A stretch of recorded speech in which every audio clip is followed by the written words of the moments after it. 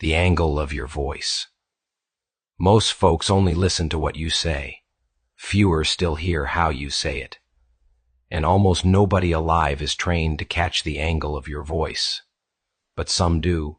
Some listen like the world depends on it. They've got ears tuned like tuning forks, heads tilted like men trying to remember where they buried the keys. When they hear you speak, they don't just hear your words, they measure the trajectory, the slant, the torque of each syllable. They're listening for what's underneath, behind, and just out of frame. Listening for the footsteps behind the lie. This isn't about tone, not volume, not even inflection. It's about angle. Every voice comes at you from somewhere. It's not neutral, it's not straight on.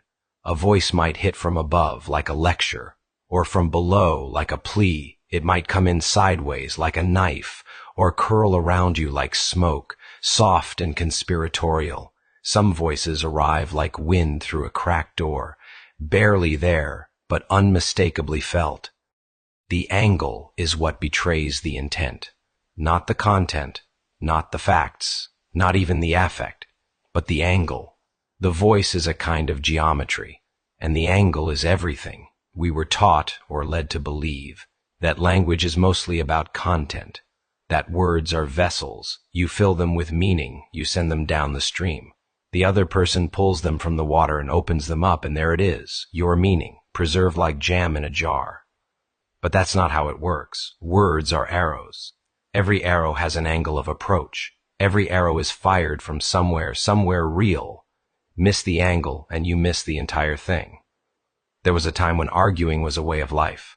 Say the right thing, phrase it the right way, construct the perfect sentence, and surely the meaning would be understood.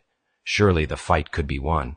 But over and over again, the more the sentence was refined, the more it was sharpened, the worse the fracture became. It took a long time to understand why. It wasn't the sentence, it was the angle. There was fear behind the voice, or control, or desperation, or shame. And people feel that. Even without the words for it, they feel the angle. They lean away, or lean in too far, or clamp down, or strike back. Not at the words, but at the invisible force behind them. Once that's seen, it cannot be unseen. Most people don't know the angle they're speaking from.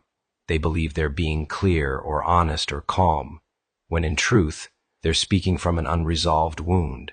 I'm fine, said from 12 different places, means 12 different things. I need help, spoken from panic or pride, can push help away. I love you, said from a posture of hunger, might arrive like a debt instead of a gift. Some people can hear it. They don't need long explanations. They're listening for the tilt, the bend, the slant. They don't shame you for the misalignment. They won't name it outright. But when they respond, they're responding to the angle, not the words. And that's where the friction shows up. People don't like it when you hear the angle instead of the words.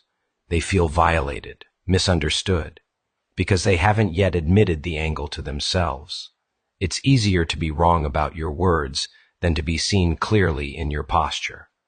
Take this for example. Someone says, I'm just worried about you.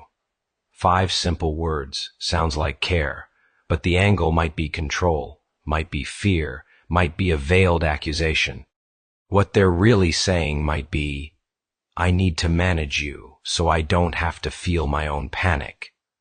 If you respond to the words, you might say, thank you. That means a lot. If you respond to the angle, you might ask, what is it you're trying to stop from happening to yourself? And that changes everything. The angle of a voice is shaped by 1,000 things: upbringing, trauma, desire, exhaustion, grief. It's the shadow of every unseen thing. A child says, I'm not scared, and the pitch betrays the quake in their ribs. A man says, let's talk about this calmly, and you feel the heat pulsing through his jaw. Someone says, I forgive you, and the floor opens up beneath your guilt. The words are surface. The angle is where the ghosts live. Words are flat. Angle introduces depth. It's the geometry of speech. the third dimension. That's what lets you triangulate where someone's really standing. And if you don't know where a voice is coming from, you can't really meet it. You'll mistake a cry for an attack, a question for a command, a confession for a threat. Wars begin this way.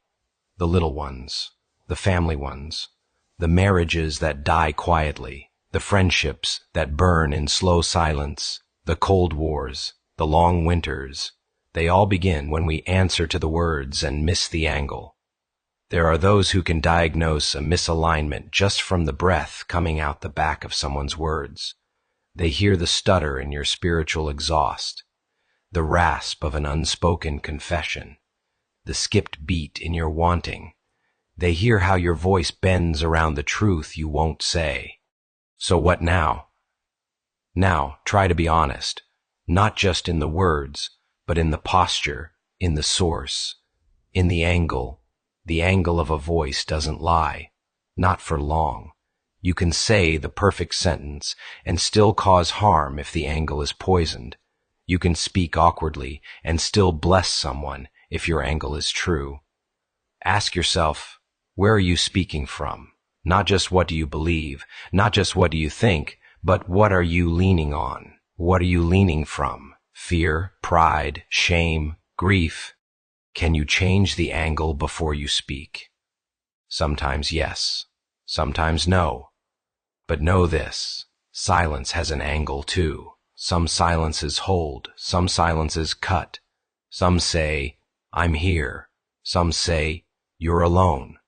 And just like with voices, we respond not just to the presence of silence, but to its shape, its lean, its origin. The angle of your voice is the angle of your being. It is the arc of the self as it reaches toward another. And if you bend wrong, you miss. But if you speak from the place of alignment, from the place of truth, from the place of clear ground, then even a whisper can rearrange the furniture of another soul. So say what's true, but say it from where truth lives. Name what hurts, but speak from the wound, not around it. Talk, but do so in a way that your whole self, tilted into alignment, becomes the bridge across the impossible space. Because in the end, your voice is not an ornament, not a shield, not a suit of armor. It is a vector, a living line, and angle is everything.